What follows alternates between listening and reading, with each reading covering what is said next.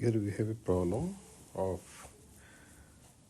diode, p-n junction diode.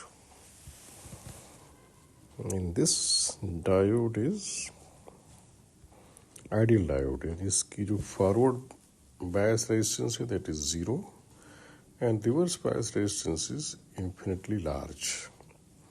यानी current इसमें अगर ऐसे फ्लो होना चाह रही है तो इसका रेजिस्टेंस इन्फिनाइट होगा, अगर ऐसे फ्लो होना चाह रही है तो इसका resistance 0. What we have to answer कि suppose this switch is closed. इस स्विच को क्लोज करने के बाद इस सेल से कितनी करंट जाएगी. तो डायरेक्टली यहाँ आते हैं. हमें ये चेक करना है कि जिस समय करंट यहाँ से फ्लो होगी ये फॉरवर्ड बायस मोड में होगा या रिवर्स बायस मोड में. तो क्लियर है कि यहाँ से ये हायर पोटेंशियल है लोअर, तो करंट ऐसे जाएगी. Current will tend to flow like this, ऐसे आके फिर इधर जाएगी और फिर इधर डाइवर्ट होना चाहिए. बट इस तरह के करंट के लिए रिवर्स बायस है, तो इसका रेजिस्टेंस इन्फिनाइट होगा. जब इन्फिनाइट रेजिस्टेंस हो गया will not allow any current. यहाँ कोई करंट नहीं जा पाएगी. जब कोई करंट नहीं जाएगी तो ये दोनों हो जाएंगे सीरीज में. और सीरीज का मतलब 3 ओम ये रेजिस्टेंस फ्यूल होगा इस सेल को, लेकिन सेल का ईएमएफ हमें लेना पड़ेगा. मान लो सेल का ईएमएफ है ई, तो ये जो करंट होगी that is now known simply E upon 3. Let us see problem on potentiometer. Potentiometer normally a tough topic माना जाता है, but it's not that much tough. इस ये अरेंजमेंट देखें कि एक सेल है जिसका कुछ ईएमएफ नोन है से वी नॉट, इसमें कुछ रेजिस्टेंस हो सकता है इंटरनल से आर स्मॉल आर. ये एक यूनिफॉर्म वायर, इसे नॉर्मली कहते हैं पोटेंशियोमीटर वायर, और मोस्टली ये यूनिफॉर्म ही ले आता है. यूनिफॉर्म मीन्स इसकी हर यूनिट लेंथ का रेजिस्टेंस सेम होगा. और एक सेल है, इसके साथ कुछ करंट की डिफ्लेक्शन को शो करने वाला इंस्ट्रूमेंट से गैलोमीटर कनेक्टेड है, और इसके साथ एक स्लाइडिंग वायर है ये. तो नॉर्मली इसमें सबसे एलिमेंट्री क्वेश्चन बनता है कि जब इस स्लाइडिंग वायर को इस पर मूव कराएंगे तो एक सर्टेन पोजीशन के लिए यहाँ करंट 0 आ जाती है. तो जिस समय करंट 0 आती है उस समय की लेंथ, उस समय की जो लेंथ है वो हम मेजर कर लेते हैं, और हमें टोटल लेंथ पता होती है इसमें से. Total length is capital L,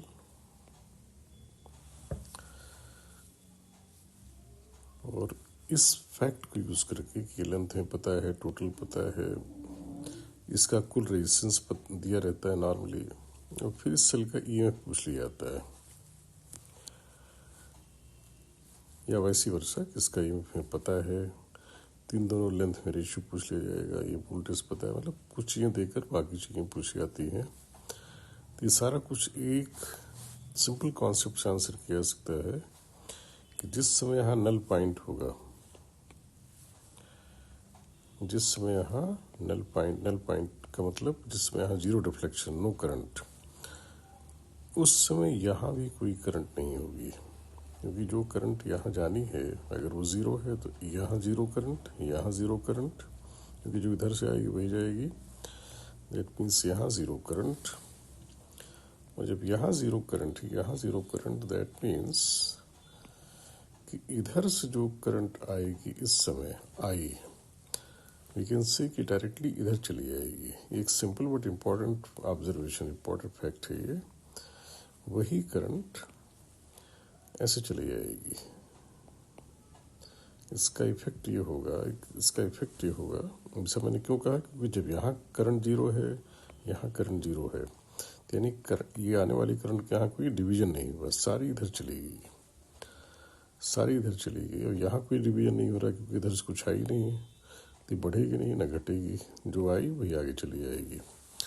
उससे ये होगा कि ये ए बी वायर, जिसको पोटेंशियोमीटर वायर कहते हैं, ये इस रेजिस्टेंस के साथ सीरीज में होगा, तो हम इसमें करंट निकाल सकते हैं इस वायर में, ये पता हो तो।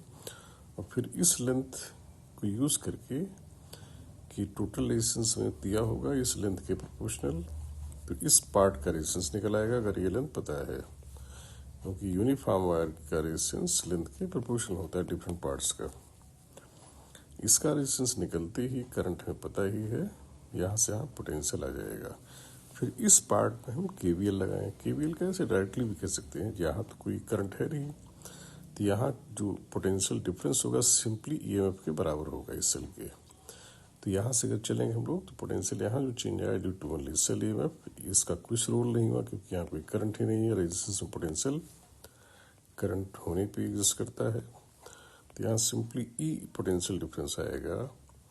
तो एज पर केवीएल जितना इस रास्ते से यहाँ ड्रॉप है उतना इस रास्ते से दो पॉइंट के बीच में ड्रॉप होगा, या वैसी वर्षा, जितना इधर ड्रॉप है उतना इधर गेन होगा। यानी जो पोटेंशियल डिफरेंस यहाँ से यहाँ वही पोटेंशियल डिफरेंस यहाँ से यहाँ, राइट।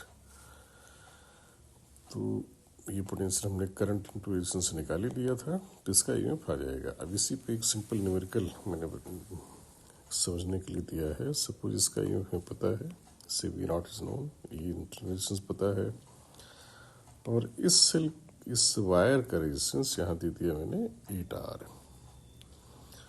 और जहाँ टच करने से इसमें जीरो डिफ्लेक्शन है उस पॉइंट को हम लोग नल पॉइंट कहते हैं। तो लिखा हुआ कि let's see B null point, और AC की वैल्यू मैंने दे दी है 3/4 AB। That means in other words I can say कि हमने स्मॉल एल को दे दिया है 3/4 इंटू कैपिटल L, और पूछ क्या लिया है, फाइंड E/V0, यानी इसका EMF divide by this voltage. जैसे बताया अगर नल पॉइंट है दैट मीन्स यहाँ करंट नहीं है, तो यहाँ नहीं है, यहाँ नहीं है, तो इससे दोनों ये वायर इसके साथ सीरीज में होगा सेल के साथ। इस सर्किट का रेजिस्टेंस हो जाएगा 8R, इसका दिया है तो R 9R, तो यहाँ करंट मिलेगी हमें, I की वैल्यू हो जाएगी V0/9R। इस करंट से हम मल्टीप्लाई कर देंगे इस पार्ट के रेजिस्टेंस में। इस पार्ट का रेजिस्टेंस है कितना, तो L कैपिटल L का रेजिस्टेंस है 8R, तो इसकी 3/4, ये लेंथ टोटल की 3/4, तो 3/4 का रेजिस्टेंस तो 3/4 इंटू 8R हो जाएगा, क्योंकि ये रेजिस्टेंस यूनिफॉर्म वायर का लेंथ के प्रोपोर्शनल होता है। तो ये रेजिस्टेंस हमने मल्टीप्लाई कर दिया इसमें I में, तो हमें क्या मिल गया, यहाँ से यहाँ पोटेंशियल डिफरेंस A और C के बीच का, बेसिकली इट इज जो कुछ आ रहा है पहले कहा जाएगा कि आया है potential at A minus potential at C। जो पोटेंशियल यहाँ है वही यहाँ माना जाना चाहिए, क्योंकि यहाँ से यहाँ कोई डिफरेंस नहीं, जो C का है वही इस एंड का है, क्योंकि यहाँ और कहीं कोई लॉस नहीं, क्योंकि करंट ही नहीं है। तो जो डिफरेंस E वही डिफरेंस यहाँ पोटेंशियल का, so is VA minus BC आ जाएगा। तो इस कैलकुलेशन से आ जाएगा 2/3 V0, 3/V0 की वैल्यू आ गई 2/3, राइट।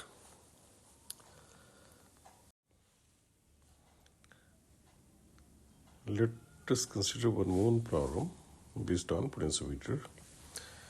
ये थोड़ा सा टफर साइड में होगी, but this is also one of the common cases. Common cases क्या है कि एक केस में खाली यहाँ एक सेल रहती है, ये सेल और ये दूसरी सेल। एक केस में नॉर्मली इसके साथ एक रेजिस्टेंस और लगा दिया जाता है। तो इसमें किस तरह के क्वेश्चन बनते हैं, this part is main potentiometer part, एक यूनिफॉर्म वायर है जिसका कुछ रेजिस्टेंस वगैरह दिया हुआ है, इससे पहले डिस्कस किया था। इनफैक्ट वही केस ले लेते हैं। सपोज इसका रेजिस्टेंस 8R है, इसे यहाँ दिया है, इसके लेंथ को कैपिटल L कह दें। इस सेल की डिटेल हमें पता है, यहाँ सेल की डिटेल पता है। और अब ये जो नल पॉइंट है इस पे, इसकी डिस्टेंस को, जैसे यहाँ तो मैंने खैर स्पेशली दे दिया है y2, लेकिन सिंबल वाइज इसको मैं कह देता हूँ L1, the total length is L, जैसे पहले दिया था। तो इस केस में नल पॉइंट यहाँ मिलने के बाद हम लोग क्या क्या निकाल सकते हैं, किन पैरामीटर्स को रिलेट कर सकते हैं। तो इसको मैं एनालिसिस करता हूँ कि जो मेन कंफ्यूजिंग पॉइंट है, इसमें कंफ्यूजिंग पॉइंट क्या रहता है कि यहाँ और यहाँ जो कनेक्शंस हैं, how they will affect current in this part and this part. तो अगर यहाँ नल पॉइंट है, ये नल पॉइंट मीन्स इसमें गैलोमीटर में करंट जीरो है, गैलोमीटर में करंट जीरो है, तो एज गुड एज इफ जैसे यहाँ कोई जंक्शन ही ना हो, जब इसमें करंट ही नहीं जानी है, कोई जंक्शन ही ना हो, दैट मीन्स जो करंट यहाँ होगी ऐसे, अगर एक करंट है I1 तो इधर जानी नहीं है, दैट मीन्स वही I1 इधर होगी। ये सिंपल बट इम्पॉर्टेंट पॉइंट बता रहा हूँ मैं। वही I1 फिर ऐसे आएगी, और I1 ये भी थी I1, तो आई कैन से कैसे जा रही होगी I1।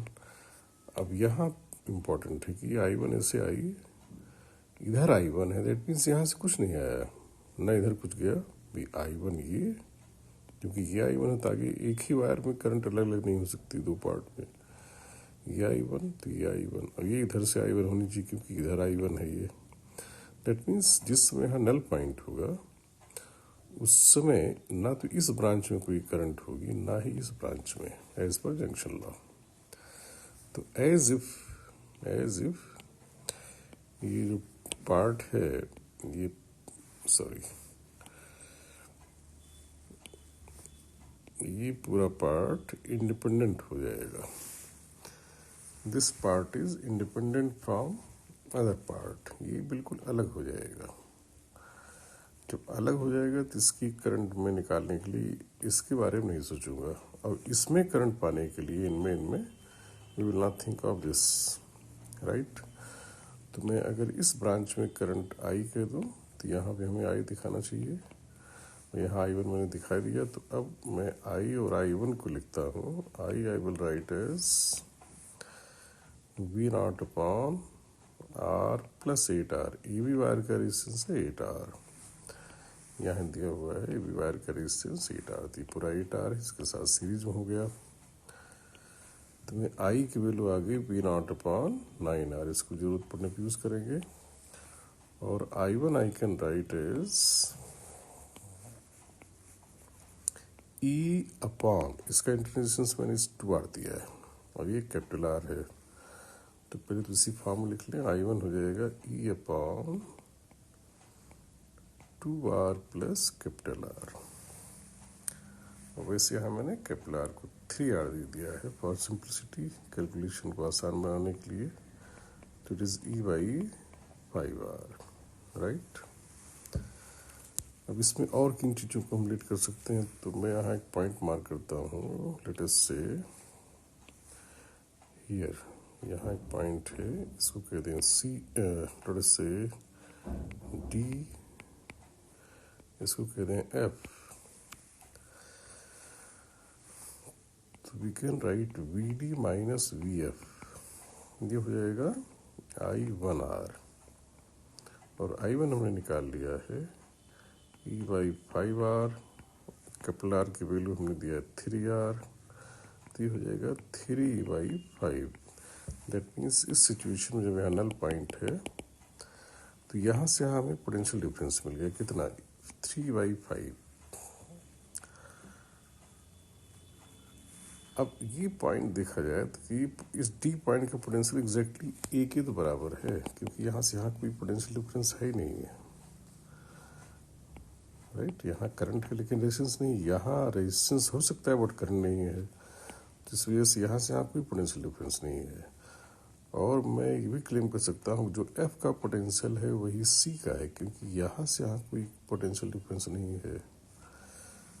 This is simple but important point, तो आई कैन सी यहाँ से कि ये हो जाएगा VD हो गया as good as VA, VF हो गया एज गुड एज सी, तो V C, right, V F is same as V C, तो यही लिखा जा सकता है 3E/5। अब इस सर्किट में आकर देखें तो V A minus V C होना क्या चाहिए, वो होना चाहिए आई इंटू इस पार्ट का resistance, let us see, but V A minus V C होना चाहिए I into resistance of A C, उसको मैं ऐसे सिंबल लेता हूँ आर ए सी, तो ये हो जाएगा आई हम लोग निकाल चुके हैं हियर, V0/9R, आर ए सी को मैं लिखने जा रहा हूँ L1/कैपिटल L इंटू 8R, ये जस्टिफाइड, यस, कैपिटल L की रेजिस्टेंस है 8R, तो L1 की क्या होगी, प्रोपोर्शनलिटी लॉ से ये लिख दिया, L की 8R है तो यूनिट लेंथ की हो गई 8R/L से मल्टीप्लाई कर दिया, तो finally we have V0 into 8/9, R cut जाएगा, इंटू L1/L, और यही होना चाहिए 3E/5, 3E/5। अब यहाँ पे क्वेश्चन क्या बनेगा कि या तो हमें L1/L दे दिया जाएगा, E की वैल्यू पूछ ली जाएगी V0 के टर्म्स में, और वाइस वर्सा कि हमें E पता रहेगा, V0 पता रहेगा, L1/L यानी नल पॉइंट की लोकेशन पूछ ली जाएगी, राइट। इस पर एक फार्मूला भी जो याद रखना चाहिए, that I will explain in next example, लेकिन इसकी एनालिसिस इम्पॉर्टेंट है। और क्या इसमें इम्पॉर्टेंट पॉइंट है, जिस समय नल पॉइंट होगा ये पूरा सर्किट इससे इंडिपेंडेंट होगा, उससे क्या होगा कि हम यहाँ करंट लिखते समय इसके बारे में नहीं सोचेंगे, यहाँ करंट लिखते समय इस पार्ट के बारे में नहीं सोचेंगे, राइट। यहाँ करंट नहीं होगी तो फिर यहाँ नहीं होगी।